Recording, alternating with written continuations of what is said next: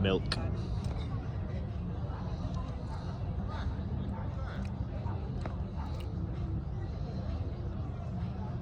My name's Molly. Just moved here from Emerald Isle. Couldn't tell from the accent. I'm gonna. My name's Molly. Used to be Milkmaid. Moved to the big city. Feeling very good about myself. I've sort of think I might start drinking oat milk. You're eating a cake very slowly. And the thing about oat milk is you don't have to. You don't have to milk anything. Because oats, they haven't got tits. That's the thing about oat milk. Trees. I do miss trees. I can't say I miss the cows, because they were right cheeky shits, they were. But I do miss the trees. Goats.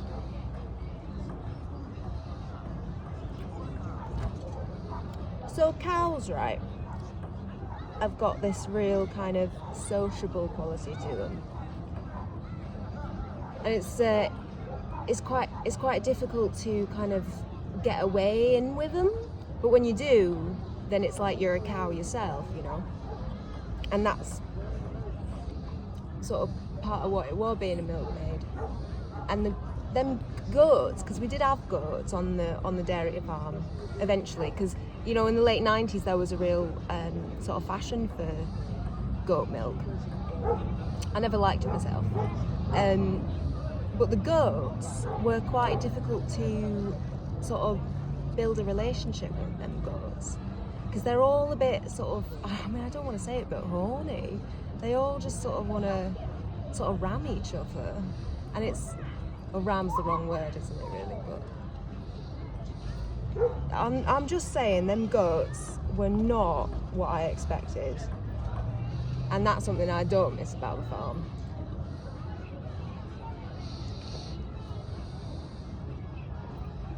Kangaroos. Didn't have any kangaroos.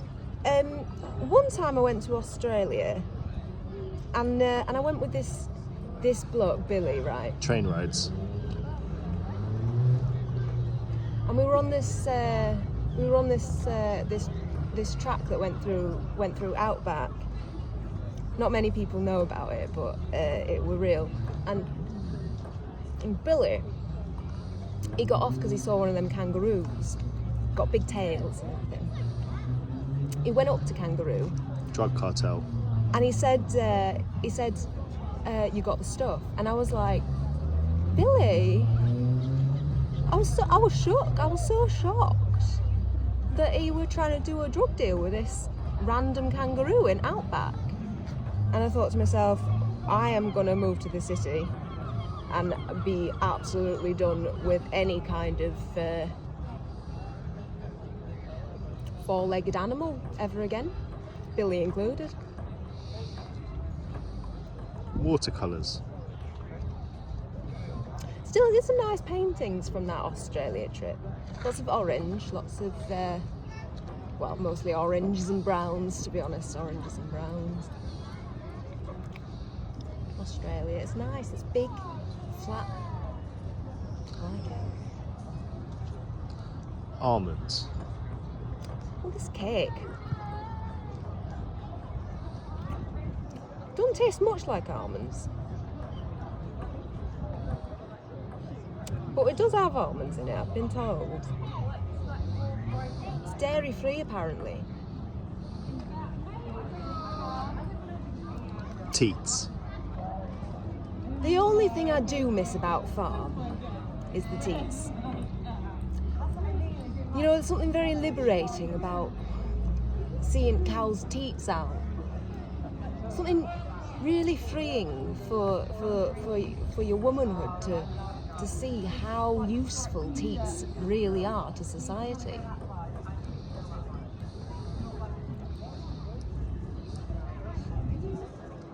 are you saying they were normally covered up? Yeah, well, they wear bras, don't they? You ever seen a cow bra? What does a cow? Put your cake down and describe what. Well, we used to go what? to Anne Summers, and we used to ask Anne, Miss Summers. We said, can we have a very specific cut, very specific cup type, very specific number of cups? And she said, oh, that's a bit of a surprise, but. See, thing is, Anne went to fashion college with my great aunt, and they were great friends. So Anne sort of trusted us, and we came up with it, cow bra. And ever since '97, cow bra goes on the belly. So I needn't be indecent with my explanation, because it's sort of just like a normal bra, you know, go round belly, clip it, put saddle on top of clip, so don't need to worry about clip showing. So do you ride the cows? Oh yeah, you ride them. Yeah. Where do you ride them to? Well, up and down the field, don't you really? Don't you ride your cows? What do you do with your cows? I'm just a filmmaker. I've never. Cows, I'm just learning about farms. You know, it's so weird to me. It's just something that I completely forget about. That in city people don't have cows. It really sort of shocks me out of my character. I'm like, oh God, I might never have a cow again. Would you ever think about bringing one of your cows to the city? I sometimes do. I sometimes think about Molly, and I sometimes think, oh, you know what? Actually, Molly would bloody love it here. She'd love the crossings. They'd suit her down to the ground. They would, because she's a very fast trotter, and she was a particular one that we had bras for, because she used to sort of wobble about, because she liked to trot so much. I just picture her, me riding her, trotting over them crossings. It'd be lovely, that. Might bring Molly down. So you'd ride her on the pavement, or do you think does she like traffic? Could she handle the traffic, street? Yeah, she loves it. Yeah.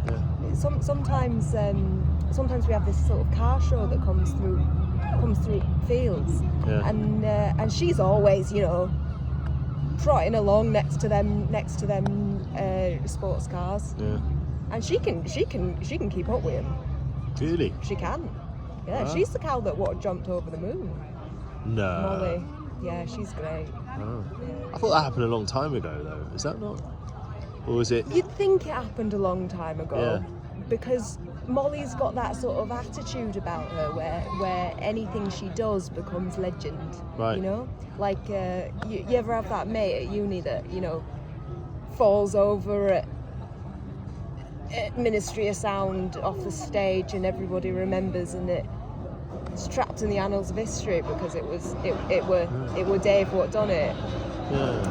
Yeah, Molly's a bit like that. She's the one what jumped over the moon, and we all never forgot about it, because she's just Molly. She just does them sort of things. She's insane.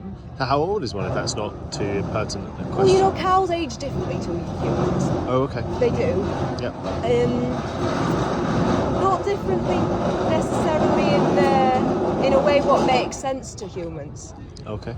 But in a way that is sort of beyond yours and my concept of time. I see. So Molly is about 54, and that is measured in human years. Right. Yeah. But she's got 7 kids, and they're all 103. Right. Yeah. It's just a different way of mathematics, you know. And you, so have you always been Molly's, like, owner? Are you her owner, or are you friends? We don't say owner. We guardian? What would be the right phrase for it? Guardian's a little bit patronising. Okay. I'd say sometimes I'd say best friend. Yeah. You know, best friend what milks her. Right. Which, you know, again, it's just something. Is that not a bit awkward? Well, you'd think, but it's difficult to explain to laymen, because the relationship what you have with a cow's tits once you milked it once, it's It's a sort of did you ever see a Never Ending Story? I mean, years ago. Right. You remember the kid with the dragon? Yeah. Yeah. And they have that sort of bond. I didn't think he did it. Did he milk him? I don't think he ever milked the dragon in Never Ending Story, but it is a similar bond, like farmer and cow tit. Milkmaid and cow tit. It's a very specific relationship that you never really sort of understand. Yeah. Do you milk them with your teeth? No comment. Very traditional farm, very sort of, as you'd expect, really, as you'd expect. Right.